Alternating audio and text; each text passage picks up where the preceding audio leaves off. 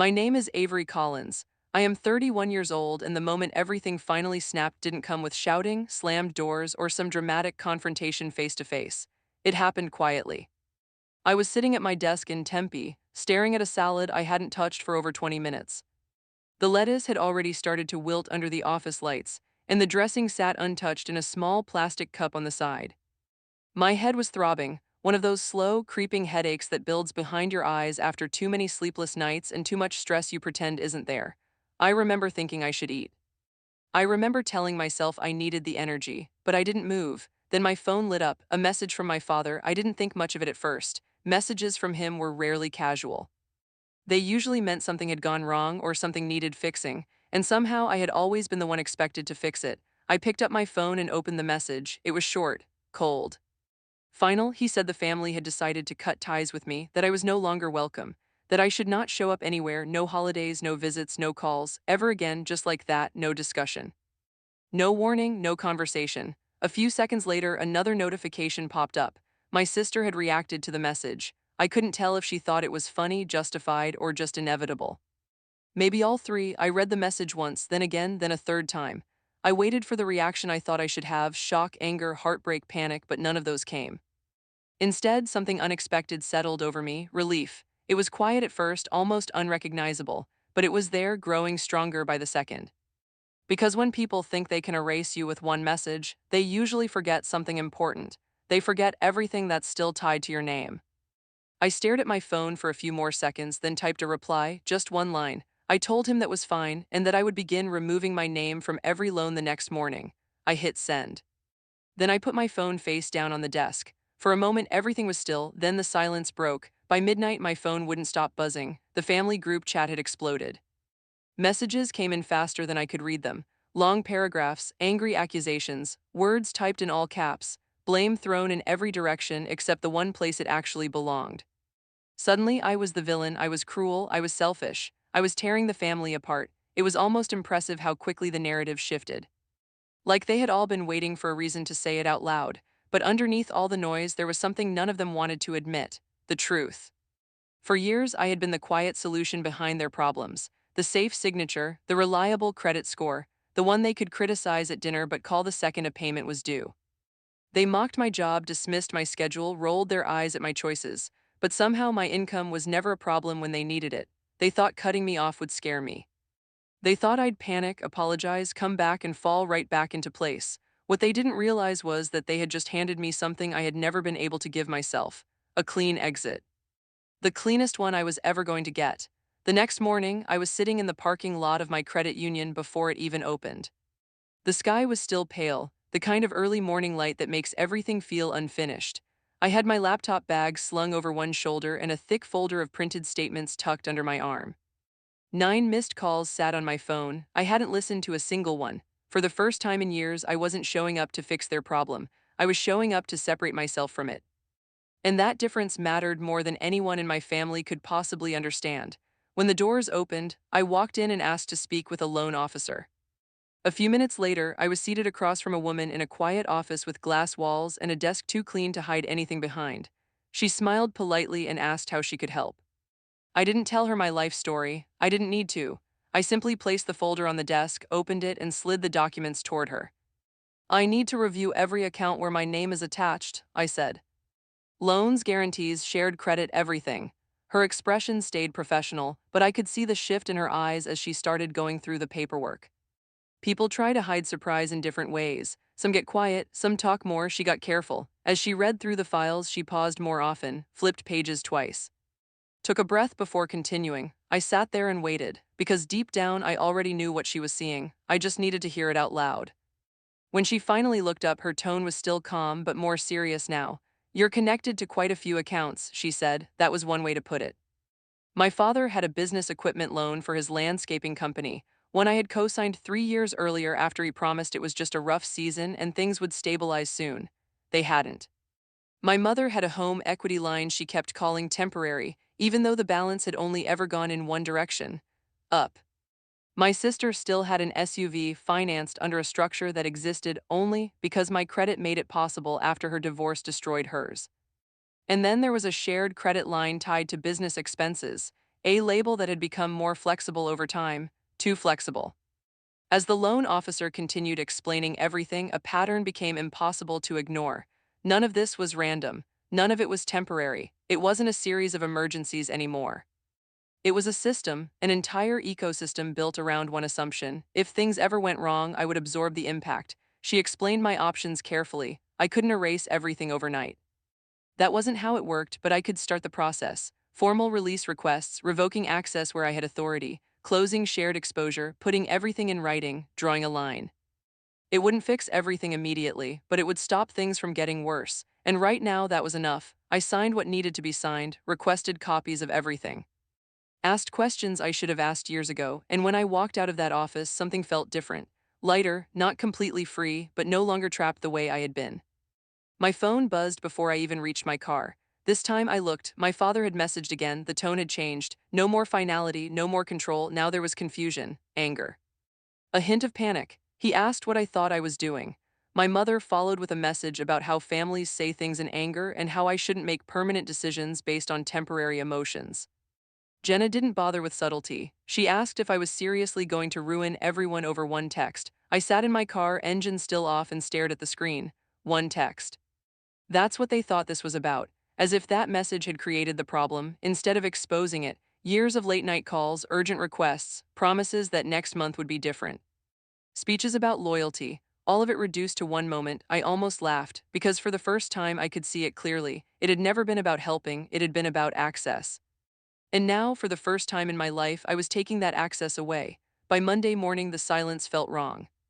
After an entire weekend of nonstop calls, messages, and accusations, the sudden quiet didn't bring relief. It felt unnatural, like the moment right before a power outage when everything goes still and you know something is about to drop.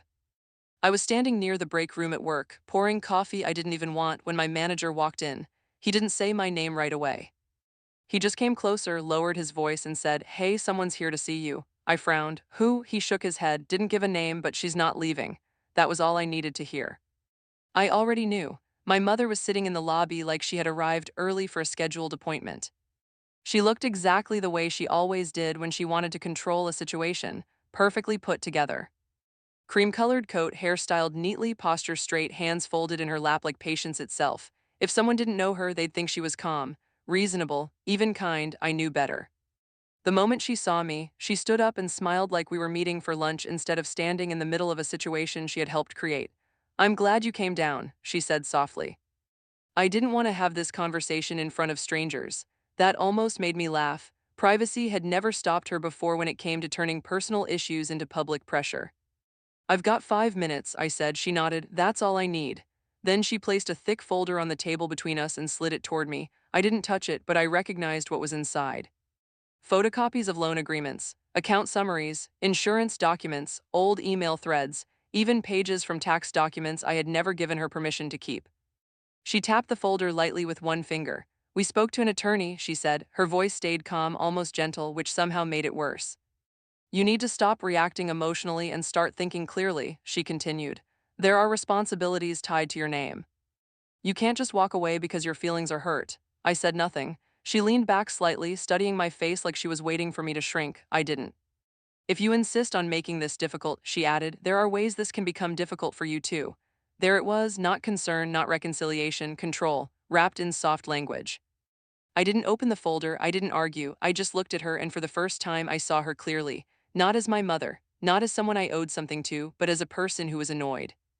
Annoyed that she had to be here, annoyed that I hadn't already folded, annoyed that the version of me she relied on wasn't showing up anymore. Then she said it. The sentence that made everything unmistakably clear. "You've made your point," she said. "Now it's time to come home and fix the mess you started, not the mess they created, the mess I started." Something inside me went completely still. Not angry, not hurt, just done. "Did you come here to apologize?" I asked calmly, "or to threaten me?" She blinked, clearly not expecting that. "I came as your mother," she replied. "That's not an answer." Her lips pressed into a thin line, and just like that, she changed tactics. Suddenly, my father was overwhelmed, stressed, exhausted. Jenna was barely holding things together, the family was struggling, and I was making everything worse by not helping. She spoke about loyalty like it was a debt I owed forever. She talked about sacrifice like it only counted when it came from me. It was the same script, just delivered more carefully. I let her finish, then I stood up. "Don't come back to my office again," I said. Her expression shifted just slightly. "Any communication about accounts goes through email," I continued. "Nothing else, no visits. No surprises." For the first time in my life, my voice didn't shake. That's when the mask slipped. The softness disappeared. And she looked at me the way people look at a locked door they still believe should open for them. "You're making a mistake," she said quietly. "One you'll regret for the rest of your life." "Maybe," I replied. Then I turned and walked away, and this time I didn't look back. The second I got upstairs, I closed my office door and locked it. Not because I thought she'd follow me, but because I needed a moment to breathe. Then I got to work. I changed every password I had: banking, email, insurance, cloud storage, everything. I turned on fraud alerts, saved screenshots of every message, documented everything. No more gaps, no more blind trust, no more access. Then I sent formal written notice. I would not authorize any new borrowing in my name, under any circumstances. By the time the workday ended, I had done more to protect myself in 6 hours than I had in the last 6 years. And for once, I didn't feel guilty about it. That night, I drove to Ethan's apartment. Scottsdale was quieter than Tempe. Cleaner, slower. His place felt different. No tension, no constant interruptions, no emotional emergencies waiting to happen, just space. The kind I didn't realize I had been missing. "They're not trying to fix things," I said out loud, more to myself than to him. Ethan leaned against the counter, watching me carefully. "What are they trying to do?" I exhaled slowly. "They're trying to get access back." I stayed at his place that week, not because I was hiding, but because for the first time in years I didn't feel exposed. No phones buzzing nonstop. No sudden demands, no pressure, just quiet, real quiet. By Thursday morning, I almost convinced myself that my mother showing up at work had been their last move, that maybe they had finally understood, that maybe it was over. Then there was a knock on the door. 7:00 a.m. Ethan had just turned on the coffee maker. I was still in socks, standing in his kitchen when he looked through the peephole and froze. He turned to me slowly. "There's a woman outside," he said. "She's asking for you." I didn't need to ask who, I already knew. I already knew who was standing outside before Ethan even stepped away from the door. Jenna, of course it was her. She had always been the one they sent when things needed to sound softer than they really were, when pressure needed to feel like persuasion, when manipulation needed a smile. Ethan opened the door just a few inches, enough to talk, not enough to invite. Jenna stood in the hallway like she was posing for a version of her life that didn't exist anymore, hair perfectly styled. Makeup flawless, oversized sunglasses pushed up on her head even though we were indoors. She smiled the second she saw me, but it wasn't real. It was the smile she used when she thought charm would work faster than honesty. "Hey," she said lightly, "I just need 5 minutes." I stayed where I was. "You can say whatever you came to say right there." Her smile tightened just a little. She wasn't used to barriers. She sighed like I was the difficult one, then leaned casually against the wall. "Everyone's overreacting," she started. "Dad's exhausted, Mom hasn't slept, and you're taking everything way too personally." There it was, the rewrite, the same pattern, just a different voice. Then she shifted, straight to the point. "Collectors are calling," she said. "One of the business accounts is frozen. My insurance payments due this week." She paused, watching my face carefully. "We're not asking you to fix everything," she added. "We just need one more bridge, one more short-term loan, one more signature, just enough to buy time." It was almost impressive. The way she said it so calmly, like she truly believed it was reasonable, like history didn't exist, like I hadn't heard just this once 100 times before. I didn't answer her right away. Instead, I asked, "How did you find this place?" For a split second, she looked proud, then she shrugged. "You tagged him in a post once," she said. "Wasn't hard to figure out from there." She said it like it was clever, not like it was invasive, not like it crossed a line most people would never even approach. Then her eyes moved past me into the apartment. Her tone dropped slightly. "Does he know?" she asked. I frowned. "Know what?" She tilted her head. "What kind of mess you left behind?" Ethan didn't move, didn't react, but I felt the shift in the room instantly. "Men like easy," she continued, her voice softer now, sharper. "Until easy becomes expensive." She looked directly at me. "How long do you think he's going to stick around once he realizes what comes with you?" And just like that, something in me went completely cold. That was it, not the loans, not the pressure. Not even the threats. That was the moment any last piece of sisterly loyalty disappeared, because she wasn't here to fix anything. She wasn't here to understand. She was here to scare me. To embarrass me, to pull me back into a role I had finally stepped out of. "Leave," I said. She let out a short laugh. "You're really going to let your whole family drown just to make a point?" I shook my head slowly. "No," I said. "I'm finally refusing to drown with you." For a second, neither of us moved. Then I stepped forward and closed the door, right in her face. My hands were shaking by the time I turned the lock, but my mind, clearer than it had been in years. I didn't hesitate. I went straight to my laptop. If there were still any loose ends, they were gone now. I shut down the last shared connections, closed the open credit line that still had my name on it, even though the balance was zero. Sent written notice to the accountant. I would not authorize or cover any business expenses moving forward. Removed myself from every backup contact, every just in case, every hidden connection I could find.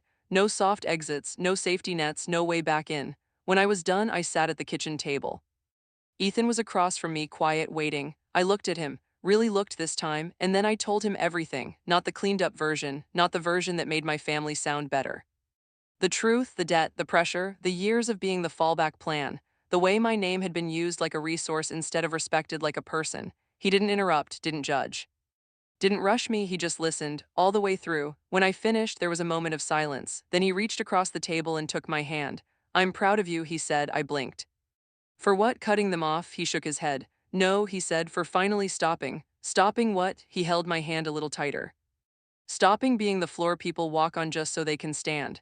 I didn't say anything after that because I didn't need to. For the first time, someone had said it exactly the way it felt.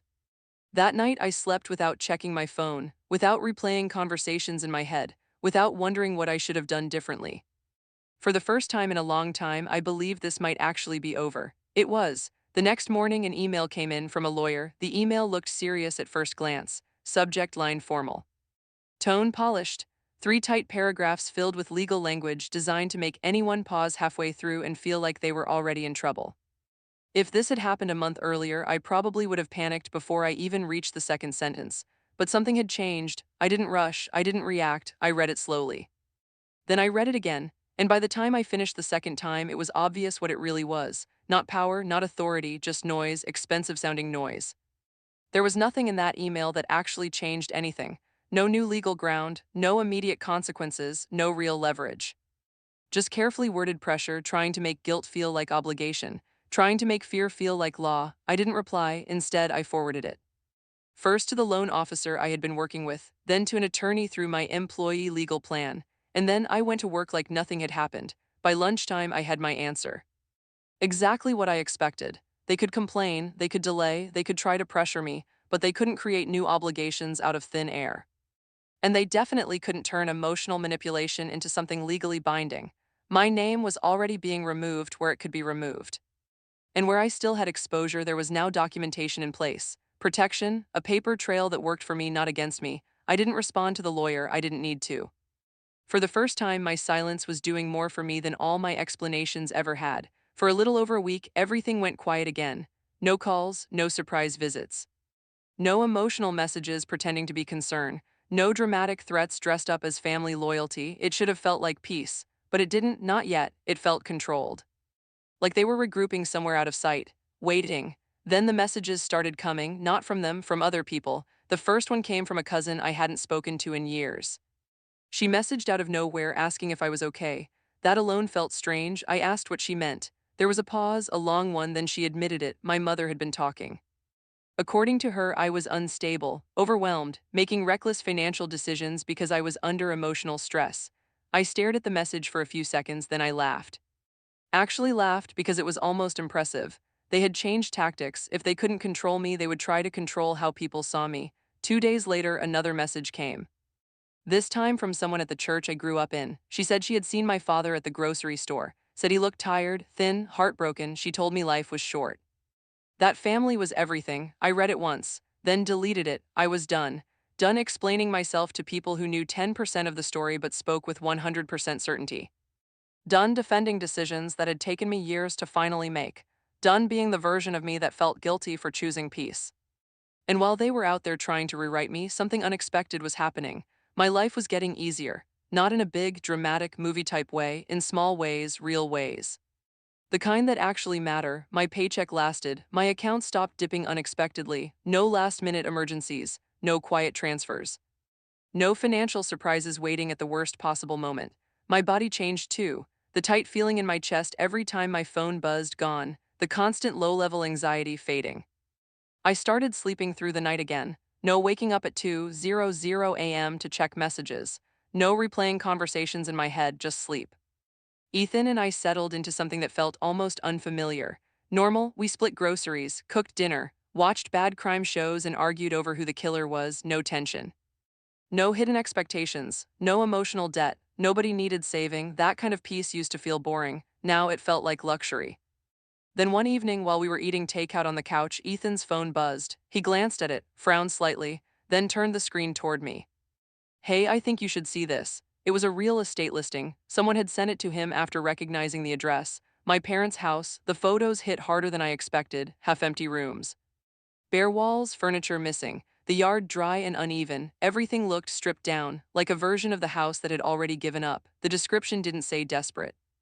But it didn't have to. You could hear it between the lines. Cash offers only, priced below market, motivated seller. I stared at the screen for a long time, longer than I expected. That house had taken so much from me. Money, energy, time, guilt, years of it. Seeing it reduced to a listing should have felt satisfying, like closure, like justice, but it didn't. It felt clear. I hadn't destroyed their life, I hadn't ruined anything. I had just stepped out of the system that had been holding it up. Everything else, that was gravity. I thought that would be the moment they finally understood, that this was real, that I wasn't coming back. I was wrong. 3 nights later, an email came in from my mother. And this time she wasn't angry, she was desperate. My mother's email didn't start with anger. That was the first sign something had changed. It started soft, careful. The kind of tone she only used when everything else had already failed. She said she missed me. She said the house didn't feel like home anymore. She said my father hadn't been himself in weeks. That things had gotten worse faster than anyone expected. By the second paragraph, the rewriting began. She said they had all said things they regretted, that families hurt each other sometimes, that nobody meant for things to go this far. I read it without reacting because I knew this pattern. I had lived inside it for years, and right on time, the real reason appeared. Payments were behind, the house was slipping. My father's business was barely holding on. Jenna was drowning in bills she couldn't cover. They had nowhere else to turn. And then the line I had been expecting from the very beginning. You've always had a big heart, maybe just this once you can reconsider. I sat there, phone in my hand, reading the words again.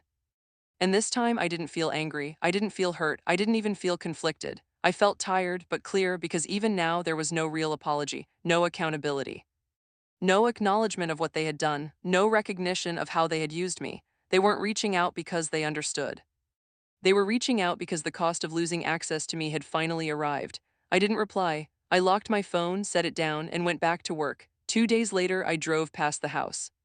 I don't know why, maybe I needed proof. Maybe part of me still needed to see it with my own eyes, that everything I had stepped away from was actually falling apart. The place looked smaller than I remembered. The yard was dry, the blinds uneven. There was a sale sign leaning slightly to one side, not broken, just neglected. No cars in the driveway. No lights on inside. It should have felt painful, heavy, overwhelming, but it didn't. It felt finished. I stayed there less than a minute, then I drove away. I told myself that was it. That they had no more moves left, that this was finally over. I was wrong. That Sunday, Ethan and I came back from a short trip just before sunset. For almost 2 days, I hadn't thought about my family at all, not once. We were carrying grocery bags toward the building entrance when I saw them, standing there, waiting, my parents. I stopped walking. Ethan looked at me quietly. Do you want me to stay? He asked. I nodded, yes. As we got closer, my mother tried to smile, the same careful expression. The same controlled softness. We're not here to fight, she said. We just want to talk. She was holding a cardboard box, pressed tightly against her coat like it mattered. When she set it down, I saw what was inside. Pieces of my old life, school photos, a track medal, old drawings, birthday cards, things from my childhood. Even a card I had made for myself one year because no one remembered until the end of the day. They're downsizing, she said. We thought you should have your things. It almost sounded kind. Thoughtful even, but I knew better. Nothing in my family was ever given without something attached, and right on cue she started talking. We're trying, she said. We know we made mistakes. Things just got out of hand, my father added quietly. Life got hard fast. Then finally the truth. We've been denied for 2 rentals, he said. Our credit, it's not good right now. My mother stepped in quickly. We just need something temporary, she said. Just help getting approved somewhere, just one signature. There it was again. Just one, like it had always been. I looked at both of them, really looked. And what hit me wasn't anger, it wasn't even sadness, it was realization. Even now, after everything, they still believed I would say yes. That the right mix of memories, pressure, and need would bring me back. My mother's voice softened even more. Do you really want to leave us like this? My father added. Family shows up when things get bad. That almost took the air out of my lungs. I looked at him and asked one question. Is that what you were doing when you told me never to show up again? Silence. Neither of them answered. My mother tried to cry, but it didn't land. It felt late, forced. Like something she should have done earlier and was now trying to catch up to. We didn't mean it like that, she said. I nodded slowly. That's the problem, I said. You meant it exactly the way it sounded. You just didn't think I'd believe you. Then I said it. No, no anger, no yelling, no speech, just clear, final. I'm not signing anything, I said. Not a lease, not a loan, not a card, not anything. My mother's voice dropped. Do you hate us? I looked at the box, at the memories, at the people standing in front of me. And I told her the truth. No, I said, hate takes energy and I'm done spending mine on you. My father stared at me like he was waiting for the last second change, the softening, the guilt. It didn't come. After a long silence, my mother picked up nothing, left the box, turned and walked away. My father followed without a word. I didn't stop them, I didn't call after them.